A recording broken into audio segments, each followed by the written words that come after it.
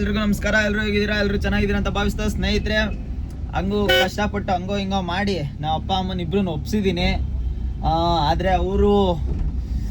ಅವ್ರಿಗೇನೋ ಒಂಥರ ನನ್ನ ಮೇಲೆ ನಂಬಿಕೆನೋ ಅಥವಾ ಹೇಳೋಕ್ಕಾಗಲ್ಲ ಗುರು, ಅಲ್ಲಿಗೆ ಹೋಗಿ ಸನ್ಯಾಸಿ ಆಗ್ಬಿಡ್ತಾನೇನೋ ಅನ್ನೋ ಭಯನೋ. ಒಟ್ಟಿನಲ್ಲಿ ಇಬ್ಬರು ಬರೋಕ್ಕೆ ಒಪ್ಪಿದ್ದಾರೆ. ಪೂರ್ತಿ ನಾನು ಇಲ್ಲಿಂದ ಸ್ಟಾರ್ಟ್ ಮಾಡಿ ಹೆಂಗೆ ಹೊರಡೋದು ಅನ್ನೋದನ್ನ ನಿಮಗೆ ಎಕ್ಸ್ಪ್ಲೈನ್ ಮಾಡ್ತಾ ಹೋಗ್ತೀನಿ. ನನಗೆ ಗೊತ್ತಿಲ್ಲ, ನಾನು ಪ್ರಯಾಗ್ರಾಜ್ಗೆ ನಾನು ಈಗಾಗಲೇ ಒಂದು ಸಲ ಹೋಗಿ ಬಂದಿದ್ದೀನಿ. ಬಟ್ ಈ ರಶ್ ಹೆಂಗಿರುತ್ತೆ, ಏನು ಕತೆ ಏನು ಅಂತ ನಂಗೆ ಗೊತ್ತಿಲ್ಲ. ಟ್ರೈನಲ್ಲಿ ಹೋಗ್ಬೇಕಾ, ಫ್ಲೈಟಲ್ಲಿ ಹೋಗ್ಬೇಕಾ, ಗಾಡೀಲಿ ಹೋಗ್ಬೇಕಾ ಅಂತ ಕನ್ಫ್ಯೂಸ್ ಇದ್ದಿದ್ದು ನನಗೆ. ನಮ್ಮ ಅಪ್ಪ ಒಂದು ಸಜೆಸ್ಟ್ ಮಾಡಿದ್ರು, ಕಾರಲ್ಲೇ ಹೋಗ್ಬಿಡೋಣ, ಬೇಡ ಏನಕ್ಕೆ ಸುಮ್ಮನೆ ಟ್ರೈನೆಲ್ಲ ಕಷ್ಟ ಆಗ್ಬಿಡುತ್ತೆ ಅಂತ. ಇನ್ನು ಫ್ಲೈಟೆಲ್ಲ ಹೋದರೆ ನಮ್ಮಂಥ ಮಿಡಲ್ ಕ್ಲಾಸ್ ಅವ್ರು ಫ್ಲೈಟ್ ನೋಡೋದೇ ತಪ್ಪು ಅನ್ನೋ ರೇಂಜಿಗೆ ರೈಟ್ ಆಗ್ಬಿಟ್ಟಿದೆ. ಒಂದು ಬೇಗೆ ಒಂದು ಸೈಡ್ಗೆ 30,000, 32,000, 36,000 ರೂಪಾಯಿಗೆ ತಂದ್ಕೊಂಡು ಫ್ಲೈಟು ಶೋ ಆಗ್ತಿದೆ. ಈಗೇನೋ ನ್ಯೂಸಲ್ಲಿ ನೋಡಿದೆ ಕಮ್ಮಿ ಮಾಡಿದ್ದಾರೆ ಅದು ಇದು ಅಂತಿದ್ರು. ಬಟ್ ನನಗೆ ಯಾವುದೇ ಥರದ ಮಾಹಿತಿ ಇಲ್ಲ ಅದ್ರ ಬಗ್ಗೆ, ಕಮ್ಮಿ ಮಾಡಿರಲ್ಲ ಕೂಡ. ಅದಿರಲಿ, ಡೈರೆಕ್ಟ್ ವಿಷಯಕ್ಕೆ ಬರೋದಾದರೆ, ಕಾರ್ನ ಇವಾಗ ಹೆಚ್ಚು ಕಮ್ಮಿ ಇಲ್ಲಿಂದ 1,700 ಕಿಲೋಮೀಟ್ರ್, 1,800 ಕಿಲೋಮೀಟ್ರ್ ಐತೆ ಒಂದು ಸೈಡ್ಗೆ. ಅಂದರೆ ಎಷ್ಟಾಯಿತು, 3,000 ಹೆಚ್ಚು ಕಮ್ಮಿ ಅಲ್ಲೆಲ್ಲ ಓಡಾಟ ಸೇರಿ ಒಂದು 4,000 ಕಿಲೋಮೀಟರ್ ಅನ್ಕೊಬಿಡಿ. 4,000 ಕಿಲೋಮೀಟರು ಓಮಿನಿಲಿ ಓಡಾಡೋಕ್ಕೆ ಎಷ್ಟು ಕಷ್ಟ ಇರ್ಬೋದೋ ಏನೋ ನನಗಂತೂ ಗೊತ್ತಿಲ್ಲ. ನಾನು ಅಮ್ಮಮ್ಮ ಅಂದರೆ ಇಲ್ಲಿಂದ ಮಂತ್ರಾಲಯಕ್ಕೆ ಹೋಗಿದ್ದೀನಿ ಅಷ್ಟೇ, ಲಾಸ್ಟು ಲಾಂಗ್ ಡ್ರೈವ್ ಅಂದರೆ ನಂದು. ನೋಡೋಣ ಹೆಂಗಿರುತ್ತೆ ಏನು ಅಂತ. ಖುಷಿಯಾಗಿ ನನ್ನ ಜೊತೆ ನೀವು ಸದಾ ನಿಮ್ಮ ಸಪೋರ್ಟ್ ಹೆಲ್ಪ್ ಎರಡೂ ಇರಬೇಕು. ಫಸ್ಟ್ ಗಾಡಿ ರೆಡಿ ಮಾಡಿಸ್ಬೇಕು, ಸೀಟ್ ರೆಡಿ ಮಾಡಿಸ್ಬೇಕು. ನಮ್ಮ ಅಪ್ಪ ಅಮ್ಮಂಗೆ ಸ್ವಲ್ಪ ಆರೋಗ್ಯ ಸಮಸ್ಯೆನೂ ಇದೆ. ನಮ್ಮ ಅಪ್ಪಂಗೆ ಏಜ್ ಆಯ್ತಲ್ವಾ, ನನಗೆ ಭಯ ಕೂಡ ಇದೆ ಅವ್ರನ್ನ ಕರ್ಕೊಂಡೋಗಿ ಅಲ್ಲೇನಾರು ಆಗ್ಬಿಡುತ್ತೇನೋ ಅಂತ. ಆದರೆ ಶಿವ ಅವನೇ ಅನ್ನೋ ಒಂದು ಧೈರ್ಯ ನನಗೆ. ಶಿವ ಇರುವಾಗ ಏನೂ ಆಗಲ್ಲ, ಶಿವ ಏನೂ ಆಗಕ್ಕೆ ಬಿಡಲ್ಲ ಅನ್ನೋದೊಂದು ಮನಸ್ಸಲ್ಲಿ ಬಲವಾಗಿ ಕೂತೈತೆ. ಅದರಿಂದ ಧೈರ್ಯ ಮಾಡಿದ್ದೀನಿ. ನಮ್ಮ ಅಪ್ಪ ಅಸ್ತಮಾ ಪೇಷಂಟ್, ಅಲ್ಲಿ ತುಂಬ ಚಳಿ ಇರುತ್ತೆ ಅಂತ ಕೂಡ ಹೇಳಿದ್ದಾರೆ. ಏನಾರು ಇರಲಿ ಗುರು, ಹೋಗ್ಬೇಕು, ಶಿವ ಕಾಪಾಡ್ತಾನೆ ಅನ್ನೋ ನಿರ್ಧಾರಕ್ಕೆ ಬಂದಿದ್ದೀನಿ, ಹೋಗ್ತಾ ಇದ್ದೀನಿ. ಫಸ್ಟು ಕಾರ್ನ ಹೆಂಗ್ ರೆಡಿ ಮಾಡಿಸ್ತೀನಿ ಅಂತ ತೋರಿಸ್ತೀನಿ, ಬನ್ನಿ. ಬಂತು ಸೀಟ್, ಫುಲ್ ಮಾಡ್ರನ್ ಆಗಿರೋದು ಬಂತು. ಮಾಡ್ರನ್ ಏನಲ್ಲ, ನಾರ್ಮಲ್ ಇರೋ ಭಯ ನಾನು ತಗೊಡ್ತೀನಿ.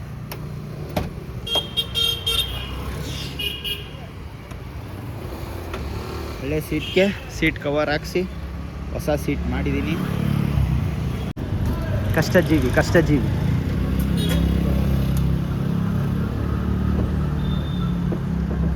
ಲೋ ಅಭಿ, ಏನಕ್ಕೆ ಇಷ್ಟೆಲ್ಲ ಕಷ್ಟಪಡ್ತಾ ಇದೆಯಲ್ಲ? ಲೋ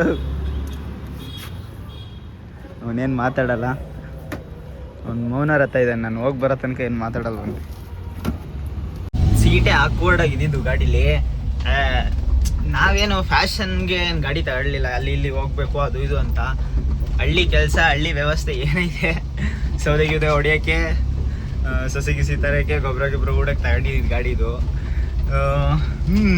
ಸೀಟಿಗೆ ನೋಡ್ರಿ ಎಲ್ಲ ಎಷ್ಟು ಚೆನ್ನಾಗೈತಲ್ಲ ಸೀಟ್. ವಾವಲ್ಲಿ ಏನಿಲ್ಲ, ನನ್ನ ಡ್ರೈವಲ್ಲಿ ಸೀಟ್ ಚೆನ್ನಾಗೈತೆ.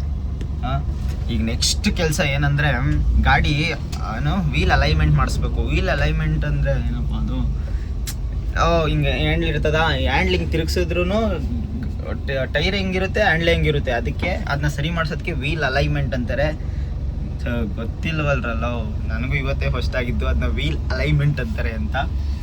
ಇಲ್ಲಿ ಈ ಥರ ಇರುತ್ತದೆ, ಇದ್ರೊಳಗಡೆ ಹೋಗಿ ನಿಲ್ಲಿಸಿ ಮಾಡಬೇಕು. ಇಲ್ಲಿ ನನಗೆ ಗೊತ್ತಿರೋರೆ ಇವ್ರು ಕೀ ಕೊಟ್ಬಿಟ್ಟು ಹೋದರೆ ಮಾಡಿರ್ತಾರಂತೆ. ಬನ್ನಿ. ಏನಪ್ಪ ನನಗಂತೂ ಏನು ಅಲೈನ್ಮೆಂಟ್ ನನಗೆ ವ್ಯತ್ಯಾಸ ಏನು ಗೊತ್ತೇ ಆಗಲಿಲ್ಲ. ನನ್ನ ಪ್ರಕಾರ ಅದು ಪ್ರೊಫೆಷ್ನಲ್ ಡ್ರೈವರ್ಸ್ ಇರ್ತಾರಲ್ಲ, ಪಕ್ಕ ಡ್ರೈವಿಂಗ್ ಸ್ಕಿಲ್ಸ್ ಎಲ್ಲ ಯಾರು ಚೆನ್ನಾಗಿ ಗೊತ್ತಿರುತ್ತಲ್ಲ ಅವ್ರಿಗೆ ಗೊತ್ತಾಗುತ್ತೆ.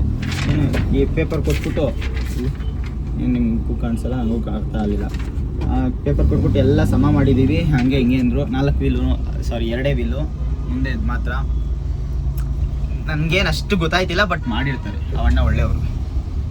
ನೆಕ್ಸ್ಟು ಈಗ ಇಂಪಾರ್ಟೆಂಟ್ ಮೇಜರ್ ಬರೀವರ ಗಾಡಿ ಚೇಂಜ್ ಮಾಡಿಸ್ದೆ. ನಂಬರ್ ಪ್ಲೇಟು ಜಿಗ್ ನಮ್ಮ ಅಭಿ ನೋಡ್ರಿ, ಕಷ್ಟಜೀವಿ.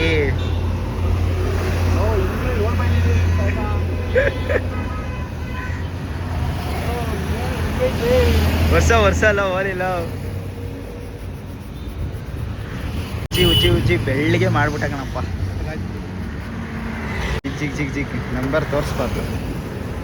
ನನಗೂ ಯಾರು ದೊಡ್ಡವರೇ ಸಜೆಸ್ಟ್ ಮಾಡಿರೋದು, ತಿಳಿದಿರೋರು. ಅವ್ರನ್ನ ಕೇಳಿದೆ ಏನಕ್ಕೆ ಅಂತ. ಇಲ್ಲ ಮುಂದೆ ಪ್ರಾಬ್ಲಮ್ ಆಗುತ್ತೆ, ಗಾಡಿ ಏನಾದರೂ ನೀವು ಎಲ್ಲಾದರೂ ಟ್ರಾವೆಲ್ ಮಾಡುವಾಗ ಗಾಡಿ ನಂಬರ್ ನೋಟಿಸ್ ಮಾಡಿಕೊಂಡು ಏನಾದರೂ ಮಾಡೋ ಚಾನ್ಸಸ್ ಇರುತ್ತೆ, ಅದು ಇದು ಅಂತ ಇಲ್ಲ. ಬಟ್ ಓಕೆ, ನಾವು ಮಾಡಲ್ಲ ಆ ಥರ. ಆಯಿತು, ಗಾಡಿ ಹೆಂಗೋ ನಂಬರ್ ಪ್ಲೇಟು ಹಾಕ್ಸಿ ಮುಂದೇನೂ ಹಾಕವ್ರೆ. ಮೇನ್ ಇದೇ ಇತ್ತು. ಬೆಂಗಳೂರಲ್ಲಂತೂ ಗಾಡಿ ನಂಬರ್ ಪ್ಲೇಟ್ ಇಲ್ಲದೆ ಓಡ್ಸೋಕ್ಕೆ ಆಗಲ್ಲ. ನಂಬರ್ ಪ್ಲೇಟ್ ಹಳೆ ಇದ್ರಂತೂ ಓಡ್ಸೋಕ್ಕೆ ಆಗಲ್ಲ. ಮುಂದೇನೂ ಆಯಿತು, ಮಸ್ತಾಗಿ ಕಾಣಿಸ್ತಾ ಇದೆ. ಇನ್ನು ಗಾಡಿ ಸರ್ವಿಸ್ ಮಾಡಿಸ್ಬೇಕು, ಸಣ್ಣ ಪುಟ್ಟ ಏನಾದರೂ ಸಮಸ್ಯೆ ಇದ್ರೆ ಅದನ್ನೆಲ್ಲ ಕ್ಲಿಯರ್ ಮಾಡಿಸ್ಬೇಕು.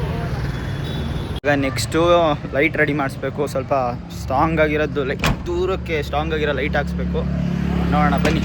ಗಾಡಿದು ಒಂದು ಹೆಡ್ಲೈಟ್ ಬರ್ತಾನೆ ಇಲ್ಲ, ಅದಕ್ಕೆ ಫ್ರೆಂಡ್ ಸಜೆಸ್ಟ್ ಮಾಡ್ದೆ ಒಂದು ಫಾಗ್ ಲೈಟು ಹಾಕ್ಸ್ಕೊಬಿಡು ಅಂತ. ಸುಮ್ಮನೆ ದೂರ ಹೋಗೋದು, ಫುಲ್ ಚಳಿ ಬೇರೆ ಇರುತ್ತೆ ಅಂತ, ಅದಕ್ಕೆ ಫಾಗ್ ಲೈಟೇ ಹಾಕ್ಸ್ಬಿಡ್ಬೇಕು ಅಂತ ಡಿಸೈಡ್ ಮಾಡಿ ಈ ಲೈಟ್ ಹಾಕ್ಸ್ತಾ ಇದ್ದೀನಿ. ಚೆನ್ನಾಗೈತೆ, ನೋಡಬೇಕು. ರಾತ್ರಿ ಹೊತ್ತು ಔಟರ್ ಲುಕ್ ತೋರಿಸ್ತೀನಿ. ಟ್ರಾವೆಲ್ ಮಾಡುವಾಗ ಏನದು ಹಿಂದೆ ಕುತ್ಕೊಳ್ಳೋಕ್ಕಾಗಲ್ಲ, ಬೆನ್ನೋವು ಬಂದ್ಬಿಡುತ್ತೆ. ಅದರಲ್ಲಂತೂ ವಯಸ್ಸಾದವ್ರಿಗಂತೂ ಸಿಕ್ಕಾಬಿಟ್ಟೆ ಬೆನ್ನೋವು ಬರುತ್ತೆ. ಅದಕ್ಕೆ ಹಿಂದೆ ಹಿಂಗೆ ಓಮಿನಿ ಎತ್ತಿದ್ರೆ ಸೀಟ್ ಗೀಟ್ ಎಲ್ಲ ತಗ್ಸ್ಬಿಟ್ಟು ಇಲ್ಲಿ ಒಂದು ಸೀಟು ಇಲ್ಲ, ಏನೂ ಇಲ್ಲ. ಇನ್ನು ಗಾಡಿ ರೆಡಿ ಮಾಡಬೇಕು. ಒಂದು ಸೀಟು ಇಲ್ಲ, ಏನೂ ಇಲ್ಲ. ಸೀಟೆಲ್ಲ ರೆಡಿ ಮಾಡಿಬಿಟ್ಟು ಟೇಬಲ್ ಹಾಕ್ಬಿಟ್ಟಿದ್ದೀನಿ ಮಂಚದ ಥರ. ಇದಕ್ಕೆ ಹಾಸಿಗೆ ಹೊಲಿಯಕ್ಕೆ ಕೇಳಿದ್ದೀನಿ ಆಲ್ರೆಡಿ. ಹೋಗಿ ಹಾಸಿಗೆ ಎತ್ತಾಕೋ ಬರ್ತಾ ಇರೋದೆ. ಇದಕ್ಕೆ ರೆಡಿ ಹಾಸಿಗೆ ಕರೆಕ್ಟಾಗಿ ಅರ್ಧ ಅಡಿ ಐತಾ ಅಣ್ಣ? 5 ಇಂಚು. ಯಪ್ಪ ತೂಕ ಐತೆ ಅಲ್ವಾ? ನೀನ್ ಪಕ್ಕದಲ್ಲಿ ಕುತ್ಕೋಬಹುದು, ಇಲ್ಲಾಂದ್ರೆ ಇದು ಮಲ್ಕೋಬಹುದು ಆರಾಮಾಗಿ. ಹೆಂಗಿದೆ ಗೊತ್ತಾ? Car ready. ಇನ್ನ ಸರ್ವಿಸ್ ಮಾಡಿಸ್ಬೇಕು, ಬೇಜಾನ್ ಕೆಲಸ ಐತೆ. ಒಟ್ನಲ್ಲಿ ಹಾಸಿಗೆ ಸದ್ಯಕ್ಕೆ ಇದೇ ಇಂಪಾರ್ಟೆಂಟ್ ಇದ್ದಿದ್ದು. ಅಣ್ಣ ಈಗ ಅಪ್ಪ ಅಮ್ಮನ ಕರ್ಕೊಂಡು ಹೋಯ್ತಿರೋದಲ್ವಾ, ಸೇಫರ್ ಸೈಡು. ಇವಾಗ ಏನೂ ಆಗಲ್ಲ ನೋಡ್ರಿ, ಒಳ್ಳೆ ಮನೆ ರೂಮ್ ಇದ್ದಂಗೆ ಆಗೋಯ್ತು ತಾನೇ. ತಲೆದಿಂಬು ಗಿಲ್ದಿಂಬು ಎಲ್ಲ ಸೇರಿ. ದುಡ್ಡು ಬಗ್ಗೆ ಯೋಚನೆ ಮಾಡಬಾರ್ದು, ಬಟ್ ಸೇಫ್ ಇರಬೇಕು ಹೋಗೋಕ್ಕೆ. ಆಮೇಲೆ ಕಂಫರ್ಟ್ ಇರಬೇಕು ಸಾಕು. ಹೆಚ್ಚು ಕಮ್ಮಿ ಗಾಡಿ ಅರ್ಧ ಅಡಿ ಐತೆ ಮಸ್ತಾಗಿ. ಹೆಂಗೆ ಕುಲ್ಕೋದು ಏನು ಮಾಡಿದ್ರು ಹಾಳಾಗ್ಬಾರ್ದು ಅಲ್ವಾ? ನಾವು ಅಪ್ಪ ಅಮ್ಮ ಸೇಫ್. ಹೌದು, ಸರಿ ಅಣ್ಣ, ಥ್ಯಾಂಕ್ ಯು. ಸರ್ವಿಸಿಗೆ ಬಿಡೋದು ಒಂದೇ ಬಾಕಿ. ಹೋಗುವಾಗ ಬರುವಾಗೆಲ್ಲ ನಾ ಅಪ್ಪನ ಜೊತೆ ಅಮ್ಮನ ಜೊತೆ ಸ್ಟ್ರಾಂಗಾಗಿ ಹೇಳ್ಬಿಟ್ಟೆ, ಅಮ್ಮ ಕರ್ಕೊಂಡೋಗಿದ್ದೀನಿ, ತಲೆ ಕೆಡ್ಸ್ಕೊಬಿಟ್ರಿ, ನಾನಿಲ್ವಾ ಹಂಗೆ ಹಿಂಗೆ ಅದು ಇದು ಅಂತ. ಯಾಕೋ ಎಲ್ಲ ರೆಡಿ ಆದಮೇಲೆ ಹಾಸಿಗೆ ಮಾತ್ರ ಸಖತ್ತಾಗಿ ಮಾಡ್ದಪ್ಪ, ಚೆನ್ನಾಗಿ ಮಾಡೋರೆ. ಇನ್ನೊಂದು ಕೆಲಸ ಅಂದರೆ ಏನು ಅಂದರೆ, ಇದೊಂದು ಸ್ವಲ್ಪ ಅರ್ಧೋಗಿದ್ದಿಲ್ಲ. ಏನಿದು ಸೌದೆ ತುಂಬಿ ತುಂಬಿ ತುಂಬಿ ನಮ್ಮಪ್ಪ ಅರ್ಧೋಗ್ಬಿಟ್ಟಿದೆ. ಅದೊಂದು ಸ್ವಲ್ಪ ಹೊಸದಾಗಿ ಸುಡಬೇಕು. ಈ ಸ್ಪೀಕರ್ ಗೀಕರ್ ಇದೆಲ್ಲ ಹೋಗೈತೆ, ಇದೆಲ್ಲ ಹೊಸದಾಗಿ ಸುಟ್ರೆ ಕ್ಲೀನು. ಅವಾಗಲೇ ಹೇಳ್ತೀನಲ್ಲ, ಇವೆಲ್ಲ ಮಾಡಿ ನಾ ಅಪ್ಪಂಗೆ ಹೇಳ್ತಿದ್ದೆ, ಅಪ್ಪ ಕಾರಾಗ ಹುಷಾರಾಗಿ ಕರ್ಕೊಂಡು ಹೋಗ್ತೀನಿ, ಓಡ್ಸೋದು ನನ್ನ ಜವಾಬ್ದಾರಿ, ಎಲ್ಲ ನನ್ನ ಜವಾಬ್ದಾರಿ, ಹಂಗೆ ಹಿಂಗೆ ಅದು ಇದು ಅಂತ. ಯಾಕೋ ಎಲ್ಲ ರೆಡಿ ಆಯ್ತಿದ್ದಂಗೆ 4,000 ಕಿಲೋಮೀಟ್ರು ಅಪ್ ಆ್ಯಂಡ್ ಡೌನು. ಹೆಂಗೆ ಗುರು ಅಂತ ಭಯ ಆಯ್ತೈತೆ. ಗೊತ್ತಿಲ್ಲ, ದೇವ್ರು ಅವನೇ ಅಲ್ವಾ.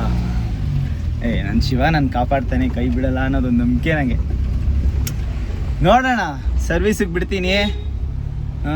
ಸರ್ವಿಸ್ ಅವನು ಒಂದು ದಿನ ಕೇಳ್ಬೋದು, ಅಣ್ಣ ಇವತ್ತು ಕೊಡೋಕ್ಕಾಗಲ್ಲ ನಾಳೆ ಕೊಡ್ತೀನಿ ಅನ್ಬೋದು. ನಾಳೆ ಇಸ್ಕೊತೀನಿ, ನೀಟಾಗಿ ಮಾಡಿದ್ರೆ ಸಾಕು. ಸರ್ವಿಸಿಗೆ ಬಿಟ್ಟಿದೆ, ಕಂಪ್ಲೀಟ್ ಎಲ್ಲ ಆಗೈತೆ. ಇಂಜಿನ್ ಪ್ಲೇಟ್ ಗೀಟ್ ಎಲ್ಲ ಹೋಗಿತ್ತಂತೆ, ಎಲ್ಲ ಚೇಂಜ್ ಮಾಡಿಸ್ಬಿಟ್ಟಿದ್ದೀನಿ, ಹೊಸದು ಹಾಕ್ಸಿದ್ದೀನಿ. ಸೀಟ್ ಗೀಟು ಎಲ್ಲ, ಬೆಡ್ಡು ಎಲ್ಲ ರೆಡಿ ಮಾಡಿಸಿದ್ದೀನಿ ನನ್ನ ಪ್ರಕಾರ. ಆದರೂ ಯಾಕೋ ಸ್ವಲ್ಪ ಭಯ ಇದೆ. ಲಿಟ್ರಲಿ ಫ್ಯಾಮಿಲಿ ಕರ್ಕೊಂಡು ಹೋಗ್ಬೇಕು ಅಂದ್ರೆ ಎಷ್ಟು ಕಷ್ಟ ಅಂದರೆ, ನಾವು ಹುಡುಗರು ಹೋಯ್ತೀವಲ್ಲ, ಏನು ರೆಡಿನೂ ಆಗಲ್ಲ, ಏನು ಪ್ರಿಪೇರು ಆಗಲ್ಲ. ಹೋಯ್ತಾ ತಗೊಂಡು ಹೋಗ್ತೀವಿ, ಹೋಯ್ತಾ ತಿನ್ಕೊಂಡು ಹೋಗ್ಬಿಡ್ತೀವಿ. ಇಷ್ಟು ರಿಸ್ಕ್ ತಗೊಳ್ಳಲ್ಲ. ಅದರಲ್ಲೂ ಸೋಲೋ ರೈಡ್ ಹೋದಾಗಂತೂ, ನಾನು ಎಲ್ಲರೂ ಸೋಲೋ ಓಡಾಡುವಾಗ, ಸೋಲೋ ಟ್ರಿಪ್ ಹೋದಾಗ ಇದ್ರ ಬಗ್ಗೆ ಯಾವ್ದ್ರ ಬಗ್ಗೆನೂ ಕೇರೇ ಮಾಡಿಲ್ಲ ನಾನು. ಏನದು ಮುಂಜಾಗ್ರತೆ ಕ್ರಮಗಳನ್ನ ಯಾವನು ವಹಿಸಲೇ ಇಲ್ಲ. ಬಟ್ ಪೇರೆಂಟ್ಸ್ ಕರ್ಕೊಂಡು ಹೋಗುವಾಗ, ಫ್ಯಾಮಿಲಿ ಕರ್ಕೊಂಡು ಹೋಗುವಾಗ ನಮಗಿಂತ ಅವರು ಇಂಪಾರ್ಟೆಂಟ್ ಇರ್ತಾರೆ. ಅವ್ರನ್ನ ಚೆನ್ನಾಗಿ ನೋಡ್ಕೋಬೇಕಾಗಿದ್ದು ನಮ್ಮ ಗುರಿ ಇರುತ್ತೆ, ಮತ್ತು ಕರ್ತವ್ಯ ಕೂಡ. ಏನೆಲ್ಲ ಸಾಧ್ಯತೆ ಇದೆಯೋ ಅವ್ರನ್ನ ಕಂಫರ್ಟ್ ಝೋನಲ್ಲಿ ಇಡೋಕ್ಕೆ ಅಷ್ಟು ಸಾಧ್ಯತೆಗಳನ್ನ ಪ್ರಿಪೇರ್ ಮಾಡಿದ್ದೀನಿ. ಇನ್ನೇನು ಹತ್ರಕ್ಕೆ ಬಂದ್ಬಿಡ್ತು ಗುರು.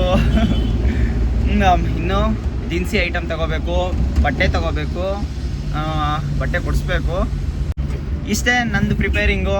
ನಾವಮ್ಮ ಮಾಮೂಲಿ ಆಲ್ರೆಡಿ ಹೇಳ್ಬಿಟ್ಟಿದ್ದೀನಿ, ಚಟ್ನಿ ಪುಡಿ, ತುಪ್ಪ, ಪುಳಿಯೋಗರೆ ಗೊಜ್ಜು, ಚಿತ್ರಾನ್ನದ ಗೊಜ್ಜು ಎಲ್ಲ ಮಾಡಿಟ್ಕೊ ಅಮ್ಮ, ಊಟ ಸರಿಯಿಲ್ಲ ಅಲ್ಲಿ ಅಂತ.